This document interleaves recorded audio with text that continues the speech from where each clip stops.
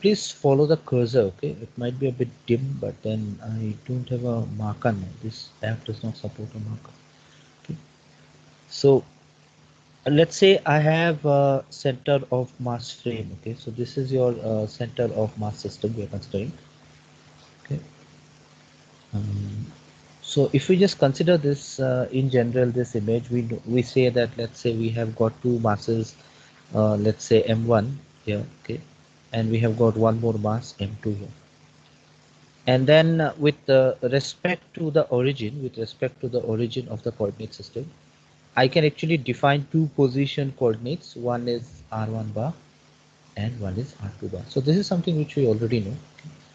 And if we define the position of this m1 and m2 with respect to this r1 and r2, we basically call it as the lab frame system. So what we are doing is we are defining the position of any point in a coordinate system with respect to the position coordinates. So that is something which we call as the laboratory frame. But then, if you are basically having, let's say, a box which is uniformly distributed, something like this, okay, at some point in the center you can balance it out. Okay, somewhere at the center you can balance it out, and that particular point refers to something which we call as a center of mass. So you can also define the position of M1 and M2 with respect to center of mass. So you see, if I'm considering this entire thing is a system, this entire thing is a system here, okay? And I want to define its position of, let's say, I want to define the position of M1 and M2. I can also define it with respect to center of mass, in the sense that what is the distance of M1 from center of mass? What is the distance of M2 from center of mass? So this is the basic difference in terms of the diagram that I'm showing you on screen. So if you go by vectors, you know that if you are adding this R2, okay, if you are adding this R2 and then R2 plus R, so you basically have this distance and this direction, and both of them will add up to give you R1 bar. Okay, so this is basically a vector addition problem that you already know. What about the distance r dash, again r dash, okay, but in terms of r1 dash and r2 dash, okay, the distance r bar in terms of r1 dash and r2 dash. Vectorial, if you just add the scalar values, it will be nothing but r1 bar plus r2 bar. You see this distance and this distance, you'll add them up, right? But if you are taking the vector sign, it will be nothing but r1 bar minus r2 bar. So based on this diagram, we are going to explain whatever we have, and I think the difference is quite clear to you. What do you mean by lab frame and center of mass frame? So we're going to look into some problem. We are going to look into the velocity of the system with respect to the center of mass frame. Okay. So what will be the question? Maybe I can ask you this question, that what is the difference between the lab frame and center of mass frame? Okay. So it's not mandatory that I have given you a very strict definition for this. If you understand this, you can write it down in your own words. It should not be a very big problem. Okay. So let's go back to this. So this is basically nothing but we are talking about coordinate system. Okay. So we do have origin and we have got masses, and we want to define what is the position of this mass with respect to the origin. Okay, so if we do that, we are doing the lab frame calculation. So let's say we are considering two masses m1 and m2, as I've shown you in the figure. So that's why I've shown you that figure at the starting. Okay, now these masses, what happens is they can be located. Okay, they can be located by a radius vector. Okay, r1 and r2. So you can locate them by R1 and R2, as I've shown in the in the diagram, with respect to the origin O. Okay, so with respect to the origin O. So you might ask this question, that how do I select the origin? Okay, how do I know which is the origin? So see, the origin is your choice. Okay, you can select the origin. Should not be a problem, because uh, uh, depends on what kind of coordinate system you are considering, at what point you are starting. Okay, so based on this, you can actually select what is your origin, and based on this, you can find out what is R1 and R2. Okay, So this R1 and R2 are actually called the laboratory coordinates. This R1 and R2 are called the lab coordinates. Okay. So in short, we do say as the lab coordinates. Okay, and that is important here. Okay. So let's go to the center of mass coordinate now, and I think it's already clear to you. Let me just keep the diagram in the screen here. So if you consider the center of mass coordinate, we are talking about the same two masses m1 and m2. Okay, but then now we are not locating them with respect to the origin. We are locating them with respect to center of mass. So that means if you are able to balance it, okay, if you are able to balance the body at some point, that point will be nothing but the center of mass. And if you are able to locate that m1 and m2 with these respect to this point, we call it to be the center of mass system. Okay. So how do you locate it? We know that this is actually nothing but the radius vector r1 dash and r2 dash. Okay. So these are called the center of mass coordinate. Center of mass coordinate. So this is again important. Okay, this is important because whatever we are going to derive now is also with respect to the center of mass coordinate. Like what's the velocity of the system with respect to the center of mass coordinate and so on. Okay, so things now. Okay, I think this should not be very difficult for you because all of us are more or less comfortable with vectors now. Okay. So let's look into the lab frame first. So in the lab frame, we know that R bar is equal to R1 bar minus R2 bar. How? Because you know that you are going from here to here. Okay. Okay. So this mouse does not allow me to go in that direction. So you just look into the cursor now. You're going from here to here, and then you're going from here to here, and that is equivalent to a distance R1, right? So that means R2. Okay, plus R1 R bar, sorry, is equal to R1 bar. So that means R1 bar minus R2 bar is equal to R bar. Okay, so this is the lab frame. So the position uh, of, okay, they are basically given out by these three vectors. Okay, these three components of the three vectors that we have, that is R bar, R1 bar, and R2 bar. So if you combine them, we basically get the point. Okay, so the use of these two vectors, three vectors, are important. Let's go into the lab frame now, and if you want to understand that, I think, sorry, center of mass frame now, if you want to understand this, again, I said that again now you can define R bar as nothing but R1 dash minus R2 dash. Why there is a minus? Because R1 dash, that means this particular vector, and this particular vector is in opposite direction, okay, with respect to the center of mass. So from here to here, and from this direction to this direction. So with respect to center of mass, they are in actually the opposite direction. Okay, so that is why this is important to understand. So this is the center of mass frame. And if we basically consider the position vector of center of mass as capital R, okay, and it is at a distance of, let's say, capital R from the origin, we can also write down this is something which we are going to use later. Okay, we can also write down R1 bar as R1 bar, sorry, R1 dash is equal to R1 bar minus R, right? So you can go from here to here, and then you can go from here to here, and that will be equivalent to a distance covering along this direction. So this is the equation that we are going to keep in mm, keep with us, okay, because this is something which we are going to use later. Why? Because we are going to find out what is the velocity of the center of mass.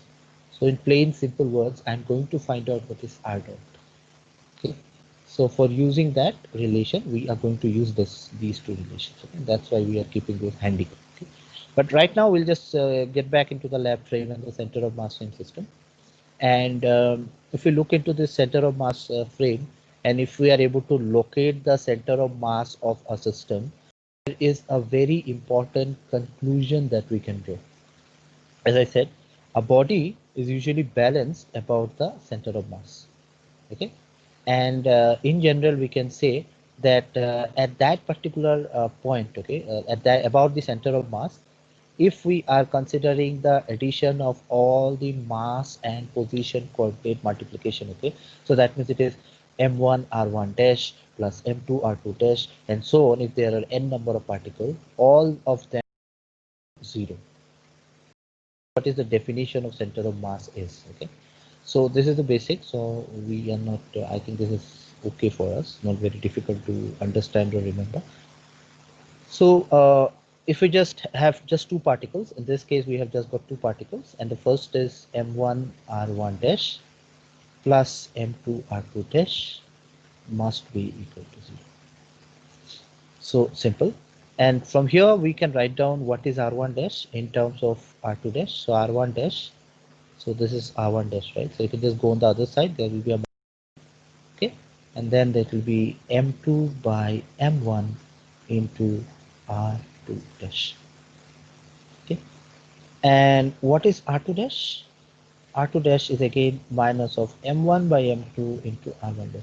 So both of them are coming out from this particular relation. Okay, this particular relation will tell you what is r1 dash and r2 dash. Okay? So that's important. So we have one more equation now. Okay, and you see this is actually all stepwise. Okay, it is far more easy. One of the easier topics in central force problem. Okay, now let's replace this 3, that means these equation, in equation 2. Okay, what was our equation 2? Equation 2 was in the center of mass frame, this equation, r bar is equal to r1 dash minus r2 dash. So we are going to replace r1 dash and r2 dash there. Okay, and then if you do the maths, it should not be very difficult. In the first stage it is, so what was our r1? R bar is equal to r1 dash minus r2 dash, and r2 dash is minus of m1 by m2 into r1 dash. So we'll just replace it and we get the result as r1 bar is equal to r1 bar dash plus m1 by m2 into r1 dash bar. Okay, so you can just take r1 dash common. Okay, and then within bracket it will be m1 plus m2 divided by m1. Okay, and if you remember from our previous classes, we are slowly going towards this reduced mass issue. Okay, so just we will slowly will see that at the end we are actually writing it down in terms of the reduced mass. Okay, so we are on way. Okay, so there's still a lot to do. So basically what happens is, if you're considering this system, this is not important, this is just a note. Okay, if you're basically considering a system, the system will basically have 6 degrees of freedom. Okay, and these 6 degrees of freedom will actually consist of 3 motion of center of mass. That means it will be basically a translational motion. Okay, and then there will be another 3 motion about the center of mass, so there will be rotational motion.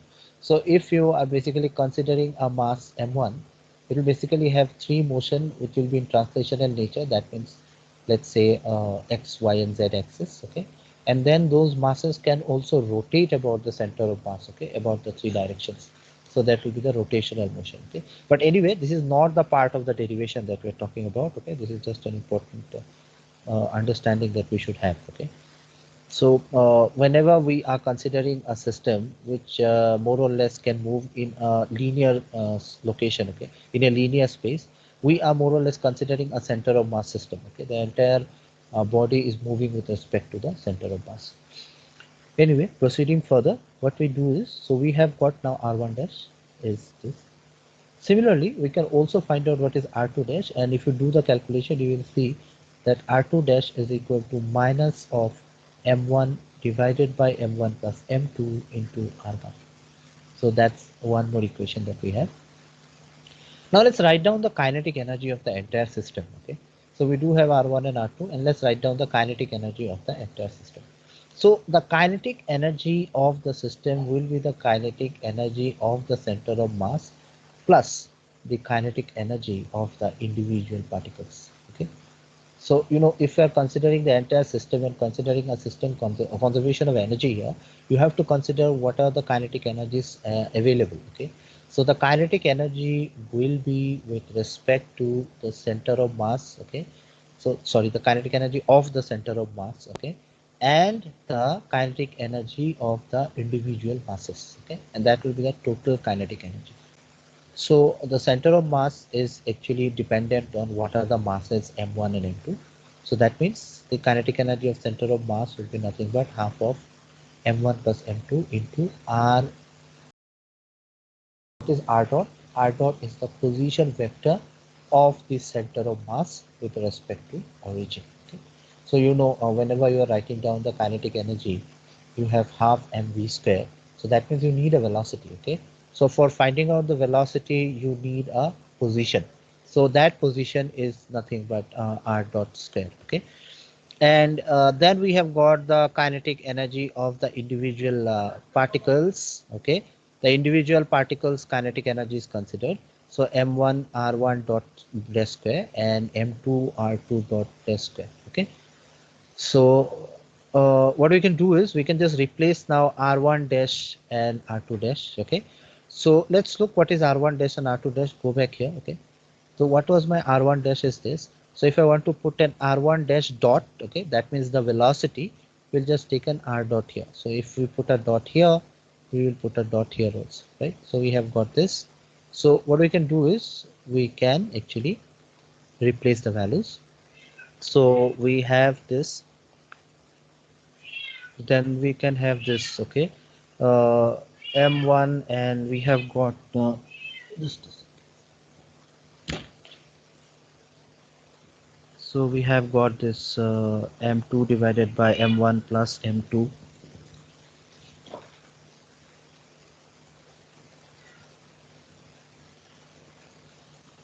Okay, so we have got this m2 divided by m1 plus m2 into r bar square, and then the second term is also in terms of r bar square. So you see here I have got an r dot, here I have got an r dot. Okay, and then I have actually got rid of r1 dash and r2 dash. Okay, so if you look into the original term, okay, if you just look into the original term, okay, maybe I can go to the previous slide. Okay, so if you look into the original term, this R1 and R2 is with respect to the lab frame, okay? But when we are considering the center of mass frame, we don't have R1 and R2, okay? We have got R1 dash and R2 dash. So whatever derivation we are doing now is with respect to the center of mass, okay? With respect to the center of mass, so that's important. So getting back here, what we have is this. R1 bar R dot square, and this is also R dot square. Okay, and then what we can do is we can replace R dot R1 dash dot and R2 dash dot. Okay, so we already did that. Okay, already did it here. Sorry, I've just written it later. I should have written it before. Replaced it from 4, and then we have got half m1 plus m2 R dot square plus, and then what you can do is we can just take this r dot square common, and within bracket we have got m1 divided by m1 plus m2 divided by m1 plus m2. Okay, this is m1 m2, and then we have got m2 m1 divided by m1 plus m2. Okay, and you see that one m1 and one m2 will come out of this. So if you just take it common, you get this as this half of m1 m2, which is common both the places, divided by m1 plus m2 square. This is also common here and here. Okay, both of them are common here. We are left out with m1 plus m2. So what you can do is we can cancel this, and we can cancel one of the term here, and then you get m1 m2 divided by m1 plus m2. What is this? Reduced mass, right? So we have got the reduced mass of the system. So what is the kinetic energy now? So kinetic energy is half of m1 plus m2 into r dot square plus half of m1 m2 divided by m1 m2 m1 plus m2 into r square, r dot square. So m1 plus m2 will give you the total mass of the system. Okay, and if you consider m1 m2 divided by m1 plus m2, that will be a reduced mass of the system. So you see the kinetic energy of the system is written in terms of r dot and mu. Okay, so that means we both have the reduced mass and the velocity of the center of mass of the system. Okay. So this is the kinetic energy of a system of two particles with respect to center of mass. What can be the probable question and what can be the possible marks? 3 to 4 marks. Okay, I have explained it so much that seems that it's a very long question, but it's not. Okay, if you do your math, it does not take that much of time.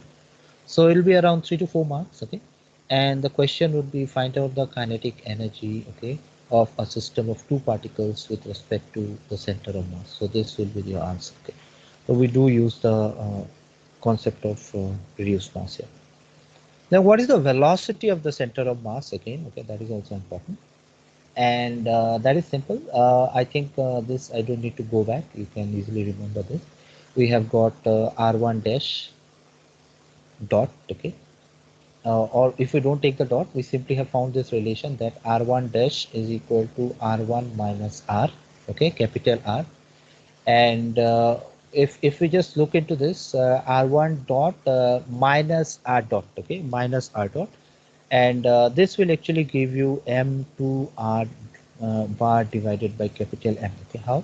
So just I think you can just check this relation. Okay, here. So you see this. This is m1 plus m2. Okay, this is m1 plus m2, and then m1 plus m2 is equal to capital M. Okay, and r1 dash can be replaced as m2 divided by capital M into small r. Okay, so if you take that result, okay, we have this. Okay, so you can see this m2 into r divided by capital M, which is m1 plus m2. So this relation we have already found out. We're just replacing it with capital M. So that is your r1. Okay, and then this is nothing but r1 r minus r bar. So if we just want to take the velocity, we just put a dot here, it will be a dot here, it will be a dot here, and we would have a dot here also. Okay. Similarly, we have got r2 dash dot, which is nothing but r2 dot minus capital R dot. Okay, and then we've seen it from the previous section that it is minus m1 r dot divided by capital M. Done here is we have written r1 dash and r2 dash, the velocity component. Okay, in terms of r. Okay, in terms of r dot. So we will just replace this with r1 dot minus r dot is equal to this. This is the same. Okay, why we are doing this? Because we want to find out what is the velocity r dot. Okay, we are going to interested in finding out this r dot. We are interested in finding out this r dot. Okay, so we have got this relation, and we are just not writing this. We are just writing down this part. Okay, so we have this, and then if we just look into this. Okay, so what is r dot? R dot is equal to nothing but r1 dot minus m2 divided by capital M into r dot. So if we just do the maths, okay, we're just replacing the appropriate values, and we are going to get everything in terms of r. Okay, so what we can see here is that uh, this r dot can be written as r1 dot minus r2 dot. Okay, and then we can replace it, and then we can actually separate it out. Then we have got this relation. Then what we do, we can actually take an LCM here. Okay, if you take the LCM between these two, so we can take r1 dot common. Okay, and then we can just do the maths here. It is capital M minus small m2 divided by capital M. But what is capital M? M1 plus m2. So this m2 and this m2 will get cancelled out. We'll just left with m1.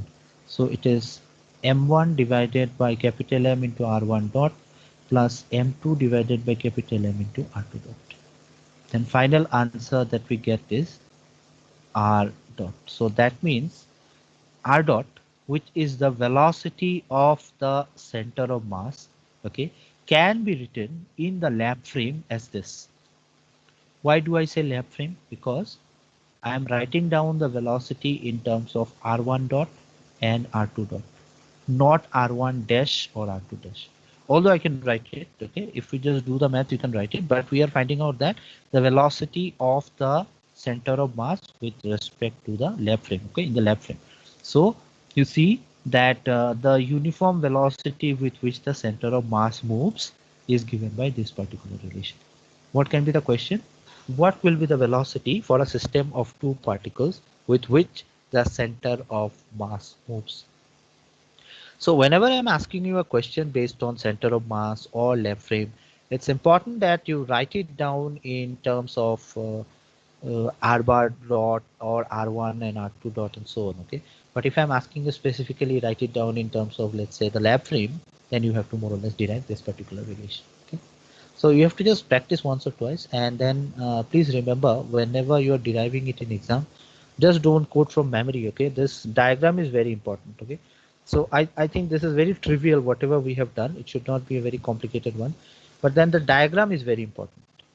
Okay, so if you just draw the diagram first, okay, before really starting up with the text, things becomes more and more clear, and once it's clear, then you can easily derive it. Okay, should not be a very complicated topic. Okay, so this is basically a very simple topic that we have, and we understand here what is the difference between the center of mass system and the lab system. Okay, lab coordinate system, and then we find out what is the kinetic energy. Okay, in the terms of the reduced mass. Okay, for the entire system, okay, so that means we add up the kinetic energy due to the center of mass and the kinetic energy due to the individual masses m1 and m2. The question is, can the system be more complicated? The answer is yes. If you're considering a system which is more practical in nature, you're not going to deal with two mass system. You're going to have n number of masses, and you will have that many number of coordinates, because you have to define all the masses, position of all the masses. So it'll be R1, R2, R3, R4, and so on. Okay, so it becomes more complicated, but at this level we are not going into that complicated system. We are just considering two mass system and finding out two results. So for your exam, two of the derivations that you need to do is this. The first derivation would be this. Okay, and the second derivation would be the velocity of the center of mass. Okay.